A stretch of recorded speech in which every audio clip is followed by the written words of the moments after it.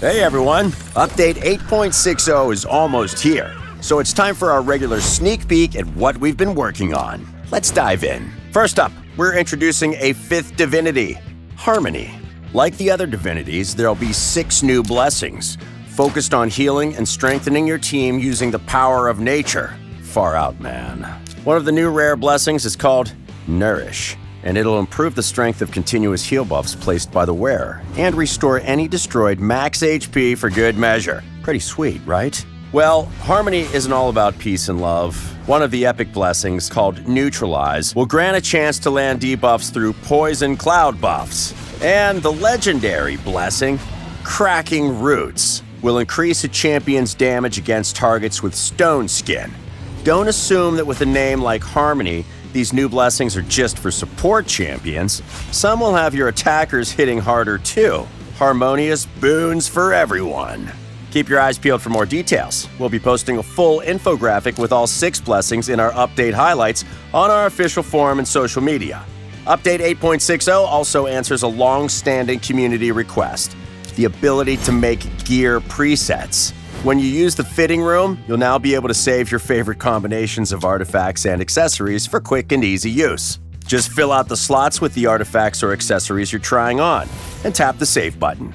But there's more to it than that. You'll be able to choose whether you want to save your choice as a champion preset or a global preset. As you might have guessed, champion presets are locked to specific champions, while global presets can be equipped by any champion in your collection. Artifacts and accessories will have separate presets, and you'll be able to switch between them by tapping on their respective icons. Once you've saved a preset, you can then switch up your champion's gear with a few simple taps. Now, we know that changing gear can leave you short on silver, but we've got a little something to help with that.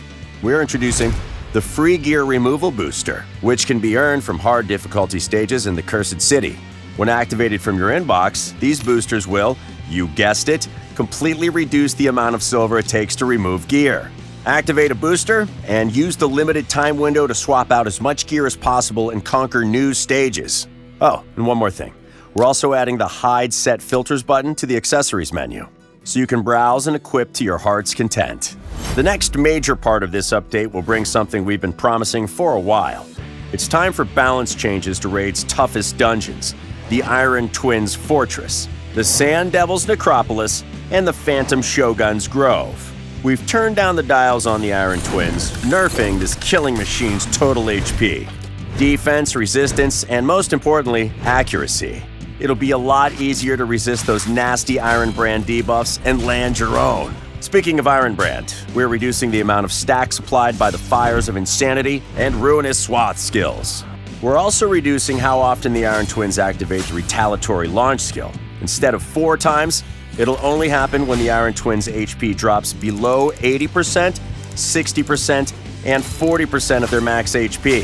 Zzzt. Offensive capabilities reduced. Zzzt. Time for al-naemeh to face the Nerf bat. Get it? Bat? Anyway, he's also getting a significant decrease to all of his stats except attack and speed, and we're increasing his slumber counter as well. Sand Devils still need the beauty sleep. At lower stages, the slumber counter will increase to 16, and at higher stages, it's now 8, so you've got plenty of hits to get your debuffs in. That's not all though. Al-naemeh will now only destroy 5% of your champion's max HP instead of 10%. And we're reducing Rest for the Wicked's damage reduction by 15% for each debuff instead of 10%. Essentially, you'll survive longer and hit harder. Win-win. Then there's Akumori the Phantom Shogun. This poor spectral warlord is getting his stats nerfed the hardest.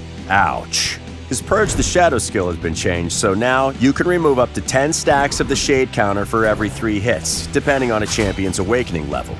Akumori's Shroud of the Shogun passive is also changing, so it now grants him less Shade stacks for every weak hit champions land on him. To make matters worse for Akumori, the number of Shade stacks that he needs for each immunity or buff has been increased by 10. Exercise your power and send this ghost on to the afterlife. There is one small catch with these rebalances. These new stats will only affect them in their dungeons. The Iron Twins and al-naemeh will still be as powerful as they were before when you're facing them in the Cursed City. Well, almost as powerful. The skill changes will apply. Keep an eye out for the full update highlights. We'll feature a detailed infographic on these changes. It'll feature all the exact nuts and bolts changes on stats and skills, so you theory crafters can start scheming. That's almost everything, but we've got just enough time to show off some of the gorgeous new champions we've got in the pipeline.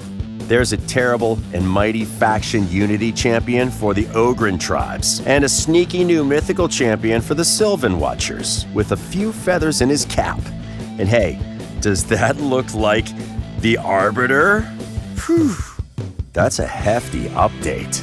We hope you're excited about the changes coming in Update 8.60. In the meantime, don't forget to like the video and subscribe to be the first in the know about all things Raid. See you next time.